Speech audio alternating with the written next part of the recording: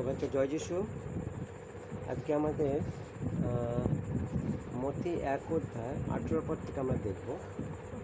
আর এটা আমাদের Bible study 6 নম্বর class. তো 18 পদ থেকে আজকে আমরা পড়ব। আর এখানে অনেক কিছু বিষয় আছে, আমরা জানব বিষয়গুলো। তো 1 অধ্যায় 18 পদে যেটা বলছে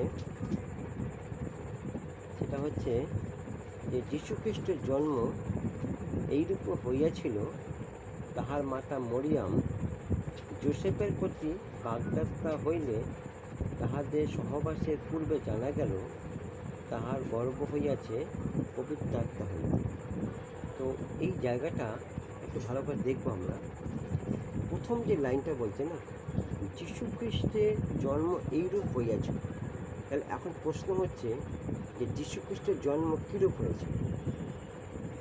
উল্টো দিক থেকে প্রশ্ন, তার মানে এই রূপ হইয়াছিল মানে তাহলে কী রূপ হইয়াছিল। তাহলে ইতিহাস দেখলে আমরা দেখতে পাবো যে পৃথিবীতে এরকম জন্ম বলছে কারো হয়নি, এইভাবে কেউ পৃথিবীতে জন্মগ্রহণ করেনি, ইতিহাস বলছে। তাহলে যীশুখ্রিস্ট বলছে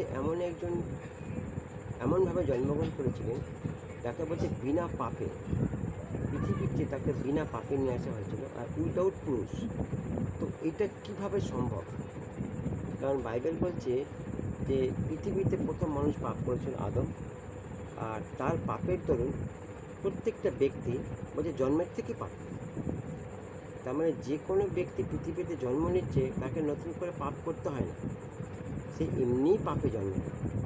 তাহলে যীশুখ্রিস্ট তাকে কিভাবে ঈশ্বর উইদাউট পাপে, উইদাউট সিন তিনি পৃথিবী তাকে নিয়ে এলেন। তাহলে এইটা একটা আমাদের কাছে একটা রহস্য, মিনিস্ট্রি। কারণ অনেকে এই জায়গাটা মানতে চায় না, কারণ মুসলিমরা বিশেষ করে বলে, তারা বলে যে যীশুখ্রিস্ট ঈশ্বরের পুত্র না, তিনি হচ্ছে মসিহা, দূত। তাই জন্য তার সেই ক্ষমতা নিয়ে তিনি কাজটা করেছেন, সেটা তার পক্ষে সম্ভব। তিনি মানুষ হয়ে আসেননি পৃথিবীতে, তিনি মসিহা হয়ে এসেছেন, দূত হয়ে এসেছেন। তো তারা ব্যাপারটাকে অন্যভাবে দেখেছে। কিন্তু বাইবেল বলছে তিনি রক্ত মাংসে এসেছেন, তিনি মানসিক শরীরে পৃথিবীতে এসেছেন। এবং নর্মালি যেরকম একটা নারী একটা সন্তানকে জন্ম দেয়, তিনি ঠিক সেইভাবে তাকে জন্ম দেওয়া হয়েছিল। তাহলে এই জায়গাটা একটা জানার বিষয় আছে। তাহলে বাইবেল বলছে ঈশ্বর এমন জিনিস আছে যেটা মানুষের কাছে গোপন রেখেছে, সেটা ঈশ্বরের বিষয়, সেটা ঈশ্বরের জানার বিষয়। এই ঈশ্বর সেটা মানুষের কাছে প্রকাশ করেন, কিন্তু আমরা ওটা দেখবো, ওই সাবজেক্টটা আমরা দেখবো যে কীভাবে ওটা এসেছে। তো আজকে আমরা দেখছি মথি 1:18। তাহলে এখানে এই কথা বলছে যে যীশুখ্রিস্ট এই রূপ জন্মগ্রহণ করেছেন। তাহলে কী রূপ জন্মগ্রহণ করেছিলেন আমরা সেই বিষয়ে আলোচনা করছি। তাহলে বলছে ঈশ্বর মানুষের কাছে কিছু গোপন রেখেছে। দেখুন উপদেশক 11:5 বলছে বায়ুর গতি গর্ভবতী উদরস্থ অস্থির বৃদ্ধি যেমন তুমি জানো না, তেমনি সর্বসাধক ঈশ্বরের কার্য তুমি জানো না। তার মানে একটা জায়গা আছে যে ঈশ্বর কীভাবে কাজ করে, ঈশ্বরের কী পরিকল্পনা আছে, ঈশ্বরের কী ইচ্ছা আছে, ঈশ্বরের কী আশা আছে, এগুলো সব ঈশ্বর যে টাইম মতো মানুষের কাছে প্রকাশ করেছে। আবার কিছু কিছু জায়গা ঈশ্বর প্রকাশ করতে পারেনি, তাহলে মানুষ সেই জায়গায় যোগ্যতা অর্জন করতে পারেনি।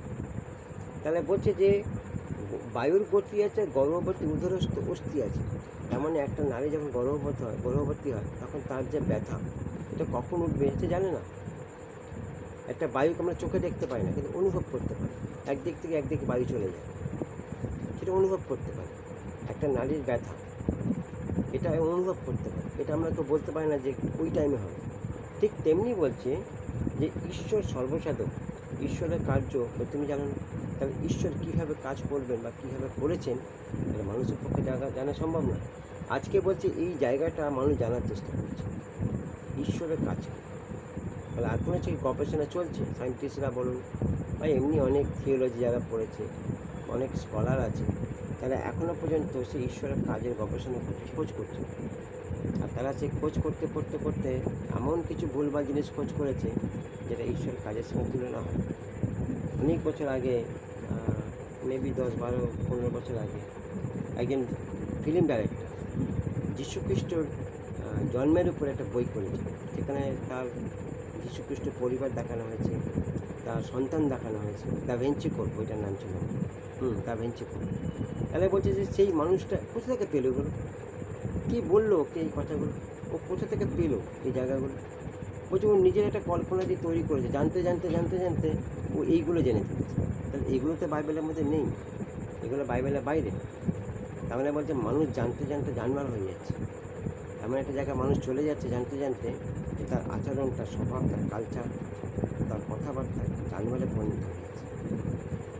তারা জানে না যে ঈশ্বরের কাজ কীরকম, বা ঈশ্বর কীভাবে কাজ করে। তারা তাদের মতো করে কিছু একটা বার করেছে, আর বার করে তারা সেটাকে বলছে যে এরকমই হয়েছিল, এরকমই ঘটেছিল, কিন্তু অ্যাকচুয়ালি সেটা সেরকম নয়। তাহলে বলছে যে ঈশ্বরের কাজ আমরা অনেকে জানি না। তাহলে বলছে সারা পৃথিবীতে আজকে এটা একটা চিন্তার বিষয়, সারা পৃথিবীতে এটা একটা জানার বিষয় যে একজন ব্যক্তি পৃথিবীতে এসছে, কিন্তু সেই ব্যক্তি বলছে সেটা কীভাবে সম্ভব, এই জায়গাটা মানুষ এখনও খুঁজে বার করতে পারছে। কিন্তু থ্যাংক গড যে ঈশ্বর তার সেবকদেরকে জানিয়েছে, তার সন্তানদেরকে জানিয়েছে বিষয়টা। আমাদের কাছে এটা প্রকাশিত আছে যে বিষয়টা কীরকম ঘটেছে, আমরা ওই বিষয়ে আলোচনা করব। আচ্ছা, তাহলে এখানে বলছে গীতসংহিতা 139-এ 13-16 আর একটা জায়গায় দেখি, এখানে বলছে বস্তুত তুমি আমার মর্মে রচনা করিয়াছো। এটা রাজা দাউদ বলছে। একটা সন্তান যখন মাতৃগর্ভে যখন তার জন্ম নেয়, তখন তার যে গঠনটা বলছে, সে যখন গঠন নেয় বলছে তুমি আমার মর্মে রচনা করিয়াছ, তুমি মাতৃগর্ভে আমাকে বুনিয়াছিলে। বোনা মানে কোনো জিনিসকে সূক্ষ্মভাবে একটা কাজকে বলা হচ্ছে, বুনছে সূক্ষ্মভাবে। তাহলে ঈশ্বর একটা মানুষকে যখন গঠন দিচ্ছে সূক্ষ্মভাবে, তার চোখ, তার কান, তার নাক, তার হাত, তার পা, আস্তে আস্তে আস্তে সে গঠন নিচ্ছে। একটুখানি যদি কোনো জায়গায় ভুল হয়ে যায়, তাহলে সেই বাচ্চাটার গঠন নষ্ট হয়ে যাবে, বা সেই সন্তানের গঠন নষ্ট হয়ে যাবে। তাহলে ঈশ্বর বলছে ওই জায়গাটা নিখুঁত করেছে। তাহলে বলছে এতএব তোমরা স্তব করিবে, কেননা আমি ভয়াবহ রূপে ও আশ্চর্য রূপে নির্মিত। তোমার কর্ম সকল আশ্চর্য, তাহা আমার প্রাণ বিলক্ষণ জানে। তখন রাজা দাউদকে যে রেভেলেশন প্রকাশ, রাজা দাউদ বলছে যে আমি যখন মাতৃগর্ভে তৈরি হয়েছিলাম, তুমি আমাকে ভয় রূপে তৈরি করেছো, নিখুঁতভাবে তৈরি করেছো, সুন্দরভাবে তৈরি করেছো, এবং খুবই সেটা আশ্চর্য। আচ্ছা, আমার দেহ তোমার হয়তো লুকায়িত ছিল না, যখন আমি গোপনে নির্মিত হইতেছিলাম, পৃথিবীর অধ্যস্থানে শিল্পিত হইতেছিলাম। তোমার চক্ষু আমাকে পিণ্ডিকা দেখিয়েছে, তোমার পুস্তকে সমস্ত লিখিত আছে, যাহা দিন দিন গঠিত হইতেছিল, যখন সে সকলে একটিও ছিল। তবে রাজা দাউদ বলছে যে যা কিছু হয়েছে তোমার সামনে হয়েছে, তোমার চক্ষু আমাকে সব দেখেছে, আমাকে আমার গঠন দেখেছে। যখন আমি পিণ্ডাকার ছিলাম, যখন আমি রক্ত মাংসের পিণ্ডি ছিলাম, একটা দলা ছিলাম, সেখান থেকে তুমি আমাকে একটু একটু একটু করে আমাকে একটা রূপ দিয়েছো, একটা গঠন করেছো। ঠিক তেমনি যখন আমরা প্রভুতে আসি, তখন আমাদের নতুন জন্ম হয়, তখন আমরা শিশু হই। আর যত দিন দিন আমরা ঈশ্বর হাতে নিজেকে যত ছাড়তে পারবো, বলছে ঈশ্বর তত আস্তে আস্তে তিনি আমাদের সেই রূপে তৈরি করতে পারবেন। খ্রিস্টের রূপে বলছে, যত আমরা ছাড়বো তত আমরা তার রূপে আসতে পারবো। তিনি আমাদেরকে বলছে ভয় রূপে তৈরি করবেন। আমরা যখন তৈরি করবেন, তখন আমাদের জীবনে কিছু আসবে, আমাদের জীবনে কিছু পরীক্ষা, কিছু টেস্ট, কিছু ধারণা আসবে, বলছে ওর মধ্যে থেকে তৈরি হয় নতুন জন্ম। তাহলে ঈশ্বর আমাদেরকে ওইভাবে তৈরি করতে চলেছে বা তৈরি করেন। তাহলে বলছে যেখানে যেখানে আমরা যিশুর কথা পড়ি, সেখানে যিশুর মায়েরও কথা পড়ি, মরিয়াম। বলছে যেখানে যিশুর কথা লেখা, সেখানে মরিয়ামের কথা, বাবার কথা লেখা নেই, জোসেফের কথা লেখা নেই। যখনই পড়ি যিশুর মাতা মরিয়াম, মানে যিশুর সাথে তার মাকে, তার মায়ের নামকে যুক্ত করা হয়েছে। তাহলে বলছে তাহলে মরিয়ামের গর্ভে যখন যিশুকে আনা হয়েছিল, তখন মরিয়াম বলছে কুমারী ছিল, বলছে কুমারী মারিয়া বা কুমারী মেরি। তাহলে ওখানে একটা জায়গা আমাদের ভালো করে বুঝতে হবে, যে ওখানে লেখা আছে যে জোসেফের বলছে বাগদত্তা, মেরি হচ্ছে জোসেফের বাগদত্তা। তার মানে ওটা কুমারী হবে না, ওটা বিবাহিতা কুমারী। আমরা এতদিন ধরে ওটা বলে এসেছি কুমারী মারিয়া বলি আমি, কিন্তু এটা কুমারী, ওটা বিবাহিতা কুমারী হবে। তার কারণ বলছে পরে আমরা নিচের দিকে নামলে দেখতে পাবো কেন তাকে বিবাহিতা কুমারী বলছে, কেন বলা হয়েছে। তাহলে বলছে এটা বিবাহিতা কুমারী হবে, তার কারণ যে জোসেফ তার সঙ্গে চুক্তিবদ্ধ ছিল। অলরেডি সমাজের সাক্ষাতে জোসেফ স্বীকার করেছে বা ক্লিয়ার করেছে যে আমি মেরিকে বিয়ে করব। এটা অলরেডি একটা অফিসিয়ালি ঘোষণা হয়ে গেছে যে মেরি আমার স্ত্রী, আমি তাকে বিবাহ করব। আর ঠিক অপর দিক থেকে মেরিও জোসেফকে তার স্বামীর উপর গ্রহণ করে ফেলেছে। তাদের মধ্যে আদান প্রদান হয়ে গেছে, কথাবার্তা হয়ে গেছে যে আমি তোমাকে বিয়ে করব, তুমি আমাকে বিয়ে করো। তাহলে এই জায়গাটা কনফার্ম ছিল, কারণ অফিসিয়ালিভাবে তারা নিজেকে স্বামী স্ত্রী বলে ঘোষণা করে দিয়েছে। তাহলে বলছে যে ওটা কুমারী হবে না, এটা বিবাহিতা কুমারী হবে। তার মানে তারা দুজন দুজনকে স্বীকার করে নিয়েছে সমাজের সাক্ষাতে, এবং দুজন দুজনকে জানে, দুজন দুজনকে চেনে ভালো করে, সেই জন্য তারা রাজি হয়ে গেছে এই জায়গাটা। দেখুন, দ্বিতীয় বিবরণী 20:7 বলছে, আর বাগদান হইলে কে বিবাহ করে, আর বাগদান হইল কে বিবাহ করে নাই, কোশ্চেন মার্ক। সে যুদ্ধে মরিলে পাছে অন্য লোক সেই কন্যাকে গ্রহণ করে, এই জন্যে সে আপন গিয়ে ফিরিয়া যায়। তার মানে এটা পুরাতন নিয়ম ছিল, যদি কেউ কাউকে বাগদান করে থাকে বা বাগদত্তা করে থাকে, তাহলে সেই ব্যক্তি যুদ্ধে যাবার আগে তাহলে সেই মহিলাকে বলছে বিবাহ করে যাবে। যদি সে যুদ্ধে চলে গেছে বাগদান করে, আর যদি এটা জানতে পেরেছে, তাহলে বলছে তাকে ঘরে পাঠিয়ে দাও, ঘরে ফেরত পাঠিয়ে দাও। বলছে সে তার প্রতিশ্রুতি যেটা করে সেটাকে সে পূর্ণ করে তখন সে যুদ্ধে ক্ষেত্রে যাবে। তাহলে এটা নিয়ম ছিল, ইসরায়েলের নিয়ম ছিল। তাহলে বলছে যে এই জায়গাটা জোসেফ আর মেরি কনসেপ্ট ক্লিয়ার ছিল, তারা ব্যবস্থা জানতো, তারা ব্যবস্থা করেছিল। তাহলে এইখানটা আবার বলছি আমি যে এইখানটা যে কুমারী হবে না, বিবাহিতা কুমারী হবে। আচ্ছা, অনেকে আবার এই জায়গাটাও কোট করে যে জোসেফের আগে বিবাহ ছিল বা জোসেফের আগে সন্তান ছিল। দেখুন, এখানেই বলছে মথিতে 13:55-56 পদে লেখা আছে, এ কি সূত্রধরের পুত্র নয়, কোশ্চেন মার্ক বলছে, এ কি সূত্রধরের পুত্র নয়, ইহার মাতার নাম কি মরিয়াম নয়, আবার কোশ্চেন মার্ক। এবং যাকব, জোসেফ, সিমন ও জিহুদা কি ইহার ভাতা নয়, আবার কোশ্চেন মার্ক। আর ইহার ভগ্নী কি এই সকলে আমাদের এখানে নাই, আবার কোশ্চেন মার্ক। তবে এ কোথা হইতে এই সমস্ত পাইল, এখানে অনেক রকম প্রশ্ন, কোথা হইতে পাইল, এটা কি সেই নয়, এটা কি তারা নয়, এটা কি তার ভাই বোন নয়, সব কোশ্চেন মার্ক। এইরূপে তাহারা তাহার বিঘ্ন পাইতে লাগিল। তার মানে তাদের কাছে একটা বিঘ্ন বিষয় ছিল যে এই যে ছেলেটা আজকে ঈশ্বরের পুত্র বলছে, মিরাকেল করছে, সে নিজে বলছে আমি ব্যবস্থাতে ছিলাম, আমি আদিতে ছিলাম, তাহলে এ কোত্থেকে এলো, একে তো আমরা সেদিনকে দেখেছি, ও তো জোসেফের পুত্র, ওকে তো ওই নাসারতে আমরা শহরে দেখেছি, তাহলে ও কোত্থেকেই কথাগুলো বলে, এ কি সেই ওর ছেলে নয়, এ কি ওর ভাই নয়, এ কি ওর দাদা নয়, ও কি ওর মায়ের ছেলে নয়, তাহলে কোথা থেকেই কথাগুলো বলছে। তার মানে এখানে অনেকে কোট করে, এটা অনেকে মানে বলে যে জোসেফের আরও বিবাহ ছিল, কিন্তু না, জোসেফের কোনো বিবাহ ছিল না, জোসেফের একটাই বিবাহ ছিল। বাইবেল বলে এটা আমি অন্য লোকের কথা বলছি, ওরা এটাকে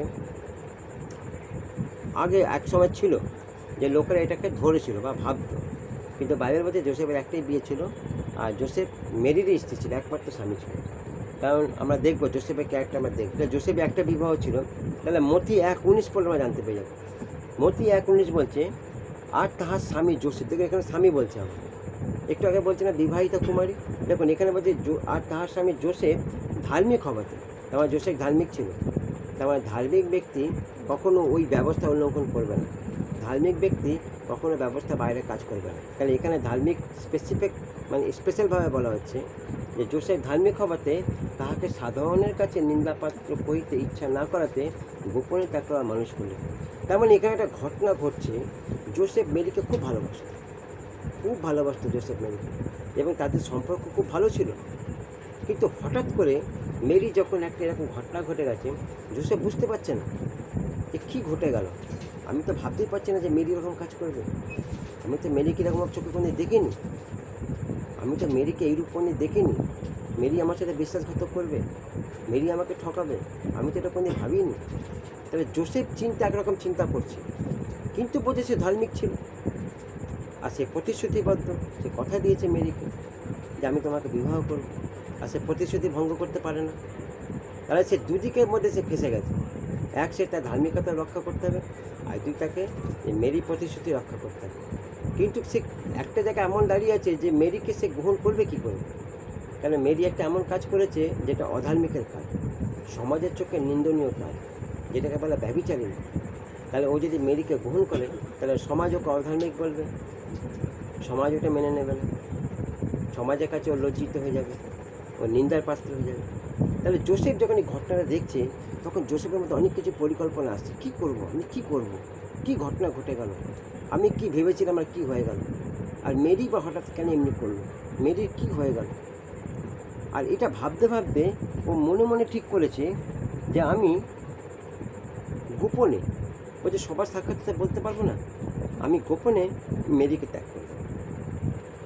দুজন সাক্ষীকে সামনে রাখবো, আর রেখে বলবো ঠিক আছে আপনারা তো ঠিক করেছিলেন, তাহলে এক কাজ করুন, আমি এটা ঠিক করেছি, ও যা কাজ করেছে তো ওই নীতিতে আমি ওকে গ্রহণ করতে পারছি না, আমি ওকে পরিত্যাগ করছি, আমি ওকে গ্রহণ করবো।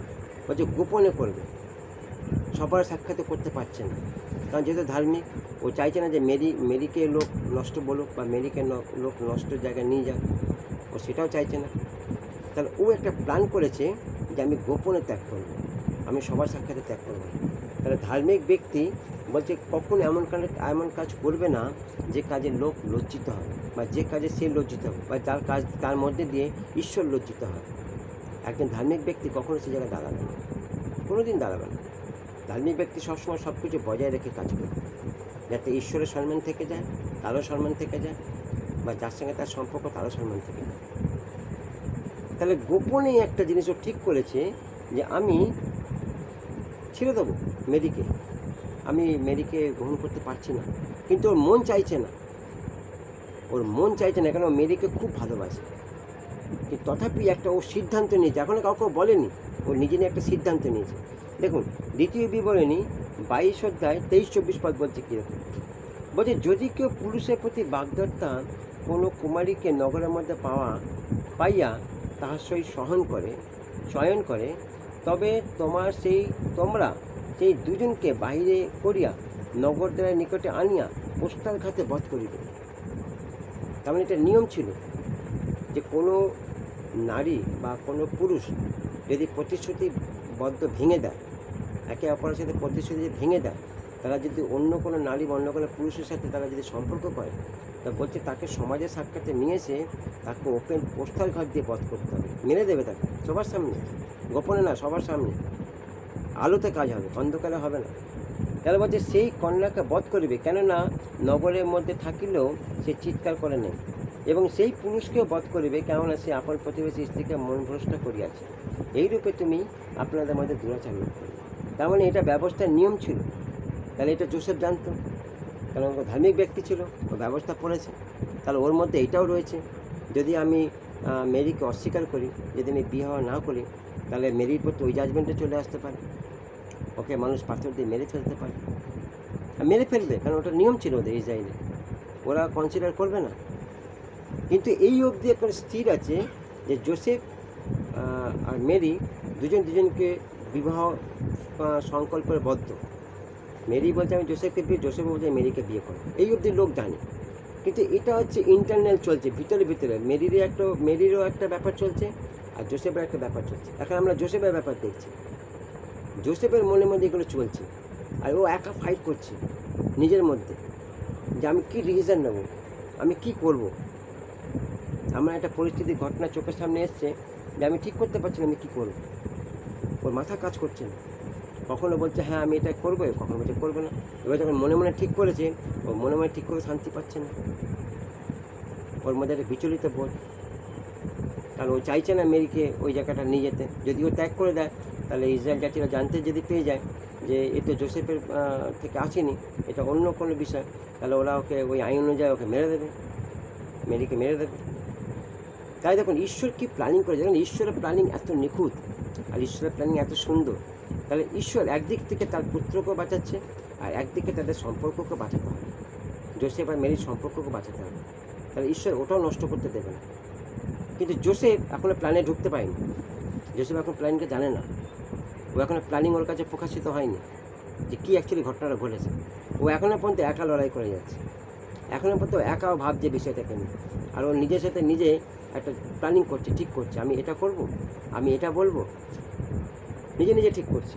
তাহলে এখানে বলছে দ্বিতীয় বিবরণী 22-23-24 পদে বলছে এরকম নিয়ম ছিল ইসরায়েল জাতি, যে যদি কেউ এরকমভাবে ব্যভিচার করে, তাহলে তাকে পাথর দিয়ে প্রস্তারঘাত করে তাকে মেরে ফেলা, ঠিক আছে। কিন্তু বলছে জোসেফ যেহেতু ধার্মিক ব্যক্তি ছিল, সেই কারণে বলছে তিনি এই জায়গাটা রাজি হতে পারছিলেন না, তিনি রাজি হচ্ছিলেন না। দেখুন এবার দেখুন মতি 1:20 পদ। এবার বলছে প্ল্যানিংটা তাকে জানানো হচ্ছে। মতি 1:20 পদ এখানে বলছে তিনি এই সকল ভাবিতেছেন এমন সময় দেখো। তার মানে তিনি এই সকল ভাবিতেছেন, তার মানে কী ভাবছেন? তার মানে তিনি এই সকল ভাবছেন মানে কি ওই ঘটনাগুলো ভাবছেন যে আমি যখন মেরিকে প্রতিশ্রুতি করেছিলাম, মেরি যখন আমাকে প্রতিশ্রুতি করেছিল তখন তো একরকম পিকচার ছিল, কিন্তু হঠাৎ মেরির কী এমন ঘটনা ঘটে গেল যে মেরি একদম পিকচার থেকে আউট হয়ে গেল, আমাকে বললো না, আমাকে জানালো না। কী করে মেরি গর্ভবতী হয়ে গেল? কি বিষয় ছিল মেরি? আমার কি ভুল ছিল? আমার কি ত্রুটি ছিল? আমি কি তাহলে মেরিকে দুঃখ দিয়েছি? তাহলে কেন মেরি আজকে এই ডিসিশনটা নিল? বলছে এরকম ভাবছে। আর ঠিক বলছে এমন সময় দেখো প্রভুর এক দূর স্বপ্নে তাকে দর্শন দিয়ে কহিলেন। তার মানে এমন সময় মানে কোন সময়? তার মানে জোসেফ যখন খুব টেম্পটেড, বলছে পিঠ বলছে জেলে ঠেকে গেছে, আর সে টেনশন নিতে পারছে না। বলছে এটা রাতের বেলা যখন জোসেফ ঘুমাচ্ছে তখন সে টেনশন নিতে পারছে না। এবার বলছে প্রভু তুমি একটা রাস্তা দেখো, প্রভু তুমি একটা পথ দেখো, কারণ আমি আর এই টেনশন নিতে পারছি না, আমি ডিসিশন নিতে পারছি না, কী করবো। ঠিক এই সময়টায় বলছে ঈশ্বর ওয়েট করছিল যে কখন জোসেফ তার চিন্তাটা তার উপর দেবে, আর তখন ঈশ্বর সেই পরিকল্পনাটাকে জানাবে। তার মানে আপনি যতক্ষণ নিজের সাথে লড়াই করবেন ততদিন আপনি বোকা। তখন মানুষ আমার যতদিন সমস্যা নিয়ে মানুষ নিজের থেকে লড়াই করে তাহলে মানুষ তখন বোকামি করে, কিন্তু যখন সেই সমস্যা মানুষ যখন ঈশ্বরের কাছে ছেড়ে দেয় বলছে সেটাই ধার্মিকের কাজ করে। কারণ আমার ক্ষমতা নেই আমার সমস্যা থেকে বেরোবার। তার মানে একটা সহজ উপায় আছে, যখনই কোনো পরিস্থিতি আছে সবার প্রথম ঈশ্বরের কাছে রেখে দাও যে প্রভু তুমি এই সমস্যা থেকে আমাকে মুক্ত করো। আর সেটা এত সোজা এত ইজিলি হয়ে যাবে আমরা বুঝতে পারবো। দেখো অনেক লোকের সাক্ষ্য আমরা দেখেছি। তাহলে এখানে জোসেফ এতক্ষণ ধরে নিজে লড়াই করছিল, যখন নিজে লড়াই করলে পারেনি এবার বলছে আর পারছে না, টেনশন নিতে আর পারছে না। রাতেরবেলা ঘুমাচ্ছে, ঘুম আসছে না, ছটফট করছে, কী করবো কী করবো কী করবো। বলছে এবার প্রভুকে স্মরণ করে যে প্রভু এই টেনশন নিতে পারছি না, এবার তুমি একটা ব্যবস্থা করো, একটা বার করো, কী করে এটা আমি এখান থেকে নিজেকে আমি উপায় বার করবো। বলছে তখন বলছে এমন সময় দেখো, ঠিক সেই সময় বলছে প্রভুর এক দূত স্বপ্নে তাকে দর্শন দিল। তার মানে প্রভুর দূত রেডি ছিল তাকে এই কথাটা বলার জন্য, কিন্তু জোসেফ সেটা অ্যালাউ করছিল না। জোসেফ নিজে লড়াই করছিল, সে নিজে চিন্তা ভাবনা করছিল, সে নিজের উপর নিজে একটা সিদ্ধান্ত নিচ্ছিল যেটা আমার কাজ আমি করব। তাহলে যেই ঘটনাটা ঘটেছে আর জোসেফ যেই ঘটনাটা প্রভুর উপর ছেড়েছে বলছে ঠিক সেই সময় বলছে এমন সময় বলছে একটা দূত এসে বলছে স্বপ্নে তাকে দর্শন দিয়ে কহিলেন জোসেফ দাউদ সন্তান তোমার স্ত্রী মরিয়ামকে গ্রহণ করতে ভয় করিও না, কেননা তাহার গর্ভে যাহা জন্মেছে তাহা পবিত্র আত্মা হইতে হইয়াছে, আর তিনি পুত্র প্রসব করিবেন এবং তুমি তাহার নাম যিশু তাঙ্কতে রাখিবে, কারণ তিনি আপন প্রজাদিগকে তাহার পাপ হইতে টান করিবে। মতি 1:20 পদ বলে। তাহলে প্রথম কথা এখানে বলছে যে স্বর্গদূত জোসেফকে স্বপ্নে কেন দর্শন দিলেন? বলছে মরিয়ামকে সামনে দর্শন দিলেন, সামনে এসে বললেন যে হে মরিয়াম তুমি ভয় করিও না, যে সন্তান তোমার গর্ভে এসছে সেটা ঈশ্বরের সন্তান, ঈশ্বরের পরিকল্পনা। কিন্তু জোসেফকে বলছে স্বপ্নে দর্শন দিলেন কেন? তাহলে বলছে জোসেফ বলছে সে ঈশ্বরের কাজকে সন্দেহ করেছিল, জোসেফ ঈশ্বরের কাজকে সন্দেহ করেছিল, সে মেনে নিতে পারেনি, জানে না এটা ঈশ্বরের কাজ, সেই জন্য সে তার গ্রেড থেকে পড়ে গেছে, তার ধার্মিকতা গ্রেড থেকে পড়ে গেছে। সেই জন্য বলছে জোসেফকে বা স্বর্গদূত স্বপ্নে কথা বলেছে, ডাইরেক্ট এসে কথা বলেনি। আর প্রতিবার আমরা দেখবো জোসেফকে ঈশ্বর স্বর্গদূত স্বপ্নেই কথা বলেছে, একবার যে গ্রেড থেকে পড়ে গেছে ওই গ্রেডে ঈশ্বর কথা বলে গেছে। তাহলে বলছে যখন এসে কথা বললেন কি প্রথম কথা কি বলেন, হে দাউদ সন্তান। তার মানে জোসেফকে তিনি মনে করে দিলেন যে তুমি দাউদের বংশে, তুমি তো ব্যবস্থা পড়েছো, তুমি তো জানো যে দাউদের বংশ থেকে একটা মসিহ আসবে, ব্যবস্থাতে লেখা ছিল, যিশায়া 7:14 লেখা আছে, তুমি তো পড়েছো, তুমি তো জানো, তুমি তো দাউদ কুলের, তবে তুমি কেন সন্দেহ করছো, তুমি কেন অবিশ্বাস করছো? তুমি তো দাউদের বংশ থেকে এসেছো, তুমি তো দাউদের সন্তান, তুমি তো ধার্মিক, তুমি তো ব্যবস্থা করেছো, তা তুমি কেন জায়গাটা বুঝতে পারলে না, তুমি এটা ধরতে পারলে না? তাহলে প্রথমেই বলছে দাউদ সন্তান, তাকে দাউদের কথা স্মরণ করে দিলেন যে দাউদের বংশ থেকে একজন আসবে মসিহ, ব্যবস্থা লেখা আছে। এবার জোসেফকে প্রথমে তিনি স্মরণ করেন, তুমি দাউদের সন্তান, তোমার স্ত্রী বলছে, এবার তোমার স্ত্রী, আবার বলছে তোমার স্ত্রী, তার মানে মরিয়াম বলছে বিবাহিতা কুমারী ছিল, শুধু কুমারী ছিল না, এখানে তোমার স্ত্রী বল, তখন এদের বিয়ে হয়নি, বাগদত্তা হয়ে আছে। তাহলে বলছে তোমার স্ত্রী মরিয়ামকে গ্রহণ করতে ভয় করিও না। এবার পরিকল্পনা বলছে, কেননা তাহার গর্ভে যা জন্মেছে তা পবিত্র আত্মা হইতে হয়েছে, আর তিনি পুত্র প্রসব করিয়া তিনি তাহার নাম যিশু বা দান করতে রাখিবে, কারণ তিনি আপন প্রজাদিগকে তাহাদের পাপ হতে দান করবে। তার মানে এইটা জোসেফের জীবনে একটা কঠিন সিদ্ধান্ত ছিল যে ও কী করবে। একদিকে ওর সামনে মেরি, যাকে উনি সারা জীবনের সাথী বলে গ্রহণ করেছিলেন, আর আরেকদিকে ওর ধার্মিকতা, যে ধার্মিকতা তিনি ঈশ্বর থেকে পেয়েছিলেন, তাহলে সেই ধার্মিকতা তিনি নষ্ট করতে চাইছিলেন। তাহলে জোসেফ যখন এইসব নিয়ে চিন্তাভাবনা করছিলেন, বলছে তখন স্বর্গদূত তাহাকে এসে তার পরিকল্পনা বলল, বলছে এটা হচ্ছে ঈশ্বরের পরিকল্পনা, এটা কোনো মানুষের ব্যাপার নয়। মরিয়ামের যে গর্বে এসছে এটা ঈশ্বর ঠিক করেছে। ওই জন্য মরিয়ামকে বলা হয় যে তুমি নারীদের মধ্যে ধন্য। আমরা দেখবো মরিয়ামের ক্যারেক্টার দেখবো, মরিয়াম কোন জায়গাটা তিনি স্যাক্রিফাইস করেছে। মরিয়ামের জীবনে স্যাক্রিফাইস আছে, তারও জীবনে অবদান আছে। তাহলে এখানে আমরা জোসেফের কথা পড়ছি। তাহলে জোসেফ যখন চলছিল তখন এই ঘটনাটা ঘটলো। বলছে জোসেফকে প্রভুর একদূত দেখা দিলেন, তাকে বললেন জোসেফ তুমি দাউদ সন্তান, তাকে দাউদ সন্তান বা তাকে পরিচয় দিলেন। ঠিক আছে, যখন এই ঘটনাগুলো ঘটলো তখন জোসেফ যখন শোনার পর জোসেফের মানে যে ধারণাগুলো ছিল, ভুল ধারণা ছিল, সেখান থেকে জোসেফ বেরিয়ে গেল। জোসেফ বলে, আমি কী ভাবছিলাম, আমি কী চিন্তা করছিলাম, তাহলে আমি কী একটা বিশাল ভুল করে ফেলতাম যদি আমি সত্যি সত্যি সেই সিদ্ধান্ত নিতাম, মরিয়ামকে যদি গোপনে ত্যাগ করতাম। তাহলে আমার সিদ্ধান্ত কীরকম একটা বড় জায়গা, সাংঘাতিক জায়গায় দাঁড়াতো। তাহলে আমি মরিয়ামকেও হারাতাম, এই সন্তানকেও হারাতাম, আমাদের সম্পর্কও নষ্ট হতো, সব দিক থেকে আমি হারিয়ে যেতাম, সব কিছু হারিয়ে ফেলতাম। একটা ছোট্ট ডিসিশন যখন জোসেফ নিতে যাচ্ছেন, কিন্তু ঈশ্বর বলে তিনি মহান পরিকল্পনা করেছিলেন তার পুত্রকে পৃথিবীতে নিয়ে আসা, আর তিনি সব দিক থেকে তিনি একটা সুন্দর সম্পর্ক তৈরি করে সেই কাজটা তিনি করেছেন। তাহলে কেউ সেই জায়গাটা ব্লেম দিতে পারবে না, কাউকে তিনি ব্লেম জায়গায় রাখেন। তাহলে বলছে জোসেফকে প্রভুর দূত যে তিনি পবিত্র আত্মার শক্তি দ্বারা গর্ভধারণ করেছিলেন, প্রকৃতির শক্তি দ্বারা নয়। তার মানে এটা হচ্ছে ঈশ্বর তার নিজের আত্মা, পবিত্র আত্মার শক্তির দ্বারা যিশুকে পৃথিবীতে নিয়েছিলেন, প্রকৃতির কোনো শক্তির দ্বারা নয়। প্রকৃতির শক্তি আলাদা, ঈশ্বরের শক্তি আলাদা। তাহলে এখানে কোনো প্রকৃতির শক্তি কাজ করেনি, এখানে ঈশ্বর নিজের শক্তি, নিজের আত্মার শক্তির দ্বারা তিনি পৃথিবীতে তার সন্তানকে নিয়ে এসেছিলেন। পবিত্র আত্মা যিনি বিশ্ব তৈরি করেছিলেন, এখন বিশ্বের ত্রাণকর্তাকে তৈরি করেছেন। তাহলে পবিত্র আত্মা মানে সৃষ্টির প্রথম থেকে ছিল, তিনি ঈশ্বরের রবের সাথে রবটাকে তিনি কাজে পরিণত করেছিলেন। তিনি যখন তিনি বিশ্ব তৈরি করতেন, সৃষ্টিকর্তা পবিত্র আত্মা, ঈশ্বর বলেছেন, পবিত্র আত্মা সেটাকে রূপ দিয়েছে। তাহলে বলছে তিনি যখন বিশ্ব সৃষ্টি করেছিলেন তখন তার রূপ দিয়েছিলেন। বলছে এখানে বলছে সেই সত্যিকারে যে রূপের যে একটা অংশ তার পুত্র বা তাকে তিনি তৈরি করলেন, একটি দেহ প্রস্তুত করেছেন, যেমন তাকে প্রতিশ্রুতি দেওয়া হয়েছিল যখন তিনি বলেছিলেন দেখো আমি আসছি। তার মানে বলছে যে একটা সময় ঈশ্বর তার ব্যবস্থাদার পুস্তকে তার পুত্রের কথা লিখেছিলেন, অফিসে করেছিলেন যে তার পুত্র কীভাবে আসবে। বলছে এবার বাস্তব সেই ঘটনাটা ঘটতে চলেছে, আর এখনও পবিত্র আত্মা সেই জায়গাটা ফুলফিল করবে। পবিত্র আত্মা তাকে সেই রূপ দিয়ে তাকে পৃথিবীতে নিয়ে নেয়। হেব্রিয় 10:5 বলছে, এই কারণে খ্রিস্ট জগতে প্রবেশ করিবার সময় বলেন, তুমি যোগ্য নৈবেদ্য ইচ্ছা করো নাই, কিন্তু আমার জন্য দেহ রচনা করিয়াছ।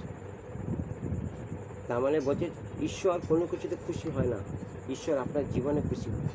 আপনি ঈশ্বরকে কোনো যোগ্য বা নৈবেদ্য দিয়ে খুশি করতে পারেন না। ঈশ্বর টাকা পয়সা, জায়গা জমি, ধন সম্পত্তি কিচ্ছুতে আপনি খুশি করতে পারবেন না। ঈশ্বর খুশি হয় আপনার জীবন থেকে। যেদিনকে আপনি আপনার দেহকে, আপনার জীবনকে ঈশ্বরকে দিতে পারবেন, সেদিনকে ঈশ্বর আপনার প্রতি খুশি হয়।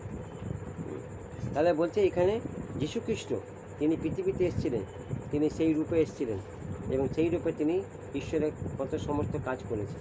আচ্ছা, এখানে আমরা মরিয়ামের বিষয়টা দেখব যে যীশুখ্রিস্ট তিনি বলে তাই আমার যেন তুমি দেহ রচনা করেছো, কিন্তু মরিয়াম বলছে চির ধার্মিক ছিল। বাইবেলে মরিয়ামে ওই জায়গাগুলো কাট টু কাট লেখা নেই, তাহলে বলছে ঈশ্বর মরিয়মকে কেন পছন্দ করলো, কী ছিল মরিয়মের মধ্যে? বলছে মরিয়ম প্রথম থেকেই ঈশ্বরের প্রতি তার প্রেম ছিল। মরিয়ম প্রথম থেকে ঈশ্বরকে ভয় করতো, শ্রদ্ধা করতো, আর সে অক্ষর অক্ষরে ব্যবস্থা পালন করতো। বলতো ও কাউকে বলতো না, ওর কথা কাউকে বলতো না। ও নিজের মতো করে ঈশ্বরকে শ্রদ্ধা করতো, প্রেম করতে, ভালোবাসতো, নিজের মতো করে ঈশ্বরের সাথে গমনাগমন করতো। মানে ঈশ্বর একমাত্র জানতো। মরিয়মের মনের কথা ঈশ্বর জানতো, আর কেউ জানতো না, যোসেফও জানতো না। তাহলে বলছে পৃথিবীতে তো অনেক নারী ছিল, তাহলে ঈশ্বর মরিয়মকে কেন চুজ করলো? তার মানে মরিয়ম প্রথম থেকে ঈশ্বরকে তার জীবন দিয়ে দিয়েছিল। ফার্স্ট যখন তার মানে প্রথম যখন ঈশ্বর কাছে চিনেছিল, তখন থেকে ঈশ্বর কাছে জীবন সম্পূর্ণ করে দিয়েছিল। দেখুন গালাতীয় 4:4 লেখা আছে, কিন্তু কাল সম্পন্ন হইলে ঈশ্বর আপনার নিকটে আপনার পুত্রকে প্রেরণ করলেন, তিনি স্ত্রীজাত ব্যবস্থার অধীনে জাত হইলেন। তিনি স্ত্রীজাত ব্যবস্থার অধীনে জাত হইলেন।